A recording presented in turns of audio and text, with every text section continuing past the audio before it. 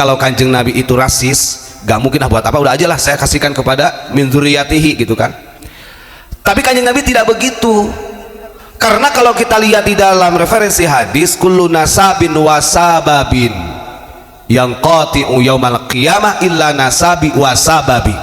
Jadi di dalam ilmu thariqah, mata rantai thariqah ini sudah menjawab, yang akan mendapatkan perlindungan dari kanjeng Nabi ini bukan orang yang punya gennya saja, termasuk dengan sebab keilmuan yang meneruskan jejak-jejak baginda Rasul, itu juga punya perlindungan penuh dari kanjeng Nabi. Ya contohnya Abu Bakar, makanya Sayyidina Abu Bakar ini termasuk awaluman amana minar rijal. Jadi orang pertama kali yang beriman dari golongan laki-laki. Maka pantas karena Sayyidina Abu Bakar ini punya keimanan dan membantu perjuangan baginda Rasulullah, artinya manis pahitnya sudah dirasakan, maka pantas zikir ismu zat ini diberikan kepada Abu Bakar oleh kanjeng Nabi, bahkan ditalkinkan dengan kalimat qul Allah tsumma dzarhum. Wahai Abu Bakar, ucapkan Allah di dalam hatimu, tsumma dzarhum, dan biarkanlah mereka, artinya jangan sampai terganggu dengan yang lain. Ini segi keilmuan. Maka pernah ketika saya menyampaikan, kalau agama ini diprioritaskan untuk kenasaban, yang seakan-akan nasab ini yang paling utama di dalam hal agama, saya kira Abu Jahal, Abu Lahab sudah tuntas, kan begitu? Abu Jahal, Abu Lahab tuntas. Abu Lahab ini masih keturunan Bani Hashim kok, wong masih pamannya kanjeng Nabi.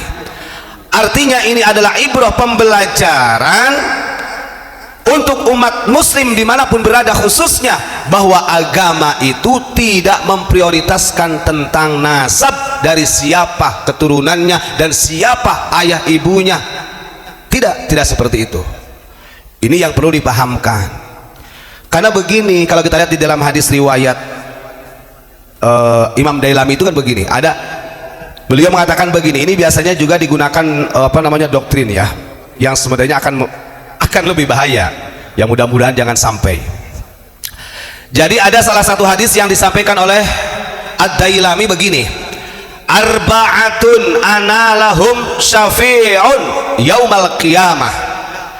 Ada 4 golongan yang saya khususkan, yang saya prioritaskan syafaatku untuk 4 golongan tersebut. Nah ini kan kalau orang yang salah memahami, apalagi kalau dibuat untuk doktrin, ini kan berbahaya. Jadi ada 4 golongan kata Nabi yang akan saya prioritaskan, saya utamakan syafaat saya. Artinya syafaat kanjeng Nabi ini sangat diprioritaskan untuk 4 golongan tersebut. 1, al-mukrimu li dzurriyyati. 1 golongan yang mana orang-orang tersebut memuliakan zuriyahku kata Nabi. Nah ini kan luar biasa Pak. Kalau kita lihat di dalam kalimat al-mukrimu li dzurriyyati ini adalah orang-orang yang memuliakan keturunan Nabi yang betul-betul keturunan. Begitu. Maka nggak salah kalau ketika Imam Syafi'i mengatakan, andaikan saya ini dikatakan Rafidi, adalah salah satu kitabnya kan, karena pembelaanku terhadap dzurriyyah Nabi, gak apa-apa saya ini Rafidi, karena pada waktu itu memang dzurriyyah Nabi betul gitu kan. Nah ini nanti untuk masalah intisab ataupun tidaknya kan sudah ada bagiannya, tapi yang jelas kita ini tidak pernah apalagi membenci dzurriyyah Rasul. Maka kemarin saya sampaikan, kemarin ada salah satu dari habaib tamu datang ke sini 3 hari yang lalu, namanya Fulan bin Fulan bin Fulan bin Fulan. Saya tahu sampai marganya, kita hormati, bahkan ngobrol santai biasa saja. Justru yang sewot adalah mukibin yang gak ngerti apa-apa. Makanya kan ini jadi bukan bukan mukidi, kalau bahasa teman-teman mukidi gitu ya, karena nggak tahu makanya main ke sini. Bahkan yang nemuin pertama Ustadz Imron, kemudian Gus Ilyas, Ustadz Mujib, saya ngobrol bersama salah satu habaib itu. Dan ingat, kita memuliakan beliau, 1, karena beliau sebagai tamu, beliau sudah sepuh, bukan karena nasabnya, karena nasab tidak diprioritaskan di dalam agama. Inna akramakum indallahi atqakum. Kan begitu. Kalau kita balik lagi, kenapa di Indonesia ada konflik seperti ini? Kembali lagi, ini adalah perbuatan dari oknum-oknum Habib yang justru mulainya adanya tesis, adanya pengkajian, kemudian orang-orang mengeluarkan manuskrip. Ini kan dimulai dari siapa? Kalau kita lihat dari oknum Habib, ada yang mengatakan mempermasalahkan daripada silsilahnya Wali Songo ini sebelum polemik nasab. Bahkan ada lagi sampai oknum Habib ini yang teriak-teriak tidak ada zuriyah Wali Songo, yang menghinakan ulama Nusantara. Maka wajar kalau ada reaksi dari orang-orang Nusantara, kan begitu. Dan ini bukan dalam hal caci mencaci, naudzubillahi min dzalik. Kalau kita benci sama habaib, gak mungkin kemarin kita terima, ya gak mungkin. Mungkin wah wah ini mumpung ini kita mumpung ke kandang kita. Ya tidak begitu, Islam tidak mengatakan begitu. Ad-dinu an-nasihah, ya. Itu yang pertama kata Nabi. Orang yang akan saya prioritaskan syafaatku kepada satu, al-mukrimu li dzurriyyati, orang-orang yang selalu memuliakan dzurriyyah Kanjeng Nabi. Udah tadi kan Pak, ya dzurriyyah yang benar-benar, rasanya dzurriyyah yang betul dzurriyyah Kanjeng Nabi. Bukan yang kami ya. Ya. Nah ini wal qadi lahum hawaijahum. Nah ini Pak yang agak ngeri-ngeri. Wal qadi lahum hawaijahum, termasuk yang kedua golongan orang-orang yang selalu membantu kebutuhan dari dzurriyyah-dzurriyyahku. Kan begitu Pak. Nah ini kan kalau sampai di secara matan ini disampaikan, kemudian ada kata Pak Imron nih, jadi salah satu min dzurriyyatin Nabi, gak seenaknya, gak boleh menggunakan hadis ini untuk doktrin umat. Walaupun Pak Imron ini dzurriyyah Nabi. Hei, kalau kamu ingin dapat prioritasnya syafaat dari jidku, penuhilah kebutuhan saya. Andai kata Ustaz Imron, hei saya minta sekian buat ini, buat seperti itu. Dari 4 golongan yang diprioritaskan syafaatnya dari Kanjeng Nabi, satu, orang yang memuliakan dzurriyyah Nabi. Jelas ya. Yang kedua, orang-orang yang memenuhi kebutuhan keluarga Nabi. Dicepai yo bahasa Jawanya, dicepai. Yang ketiga, wasa'i lahum fi umurihim 'inda tirarihim ilaih. Yang ketiga, orang yang akan diprioritaskan syafaat baginda Nabi adalah orang yang mengurus urusan daripada keluarga Nabi ketika susah. Nah ini kan kembali lagi Pak, kalau kitanya kemudian istilahnya menganggap diri kita sebagai dzurriyyah ini juga akan mendoktrin orang bahaya. Tidak salah, Kanjeng Nabi ini menyampaikan ini betul, karena bagaimanapun juga perjuangan Kanjeng Nabi dan dzurriyyah-dzurriyyahnya ini betul-betul diridhai Allah. Walaupun tidak menutup kemungkinan, kan Kanjeng Nabi mengatakan, andai kata Fatimah itu nyolong, laqata'tu, saya sendiri akan memotong. Sama gitu kan. Itu yang ketiga.